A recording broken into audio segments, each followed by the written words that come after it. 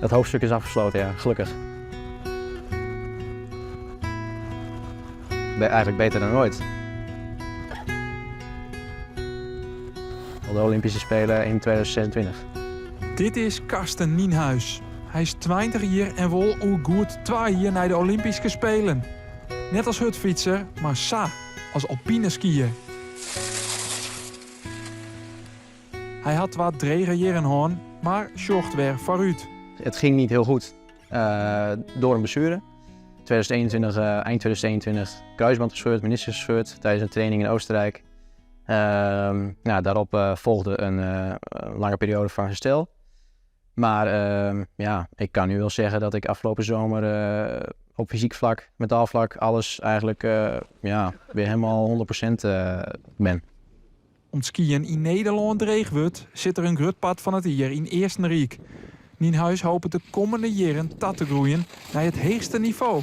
Als je kijkt naar de type wedstrijd die ik nu doe, en ik vergelijk het wel eens bijvoorbeeld met de autosport, zit ik nu in de Formule 3 van het skiën. Het doel voor komend seizoen is om in ieder geval de puntenlimiet te halen om een Formule 2 mee te doen. Europa Cup is dat toch? Dat is dan uiteindelijk Europa Cup, ja. Dat zijn Europese bekers, hier gewoon in Europa, zeg maar.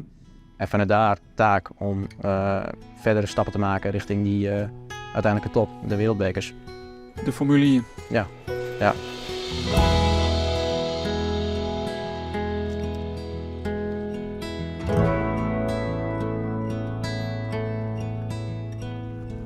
Met dank aan Frieske sponsoren had hij een eigen begeleidingsstaf geesteld. Met begeleid een sportpsycholoog en een diëtist. Alles wat nu geregeld moet worden, of wat ik heb geregeld in de afgelopen jaren, dat is gewoon op eigen kosten geweest. Op eigen moeite, eigen energie.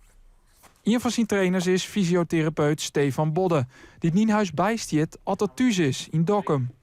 Inzakken, actief omhoog. Oké, goed. Hou vast die arm. Gaat hij weer, laatste keer. En omhoog. Hou vast die arm. Goed zo. Doe nog 1 keer andere kant. Ik denk dat hij misschien wel sterker is dan dat hij voor zijn ongeval is geweest. Hè. Ze hebben een operatie gedaan daar en ze hebben ook extra versteviging geplaatst.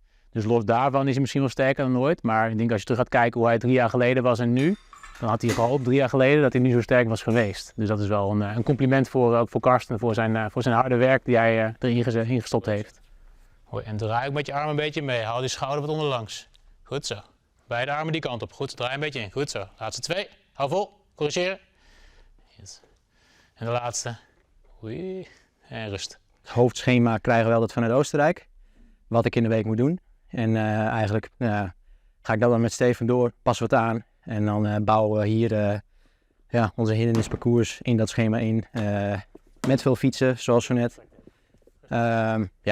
Krijgen we toch uiteindelijk best wel een heel goed schema in elkaar gedurende de zomer. Hoe kun je hem hier in Dokkum de Alpen nabootsen, de ski-oefeningen?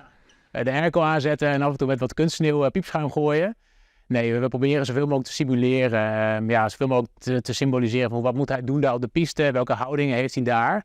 En hoe moet hij zichzelf leren corrigeren, met name tijdens die afdalingen. En dat proberen we zoveel te simuleren met veel houdingsvormen, maar ook wat we misschien nu zo meteen zien. Ja, dat hij daar gewoon echt specifiek mee bezig is. Wat gebeurt als ik wegglij en hoe moeten we dan stabiliseren. En zoveel mogelijk vooral met druk op de benen. Want daar gaat ook echt om, echt voor zijn druk op de benen daarin te gaan trainen. Maar ik denk dat hij zichzelf gaat verbazen over hoe hij zich ook gaat voelen daar. Goed. En door. Kijk, zie je wel. Nienhuis gaat in volle fase verder. Want zijn seizoen begint volgende man al. En als hij in die sterker is als eer, dan had zijn knibbelblessure de Olympische dream misschien wat dichterbij gebracht. Dat hoofdstuk is afgesloten, ja, gelukkig. En we kunnen nu keihard werken om mijn lichaam nog fitter te krijgen. Van het algeheel. We kunnen skitechnisch weer flink vooruit gaan boeken.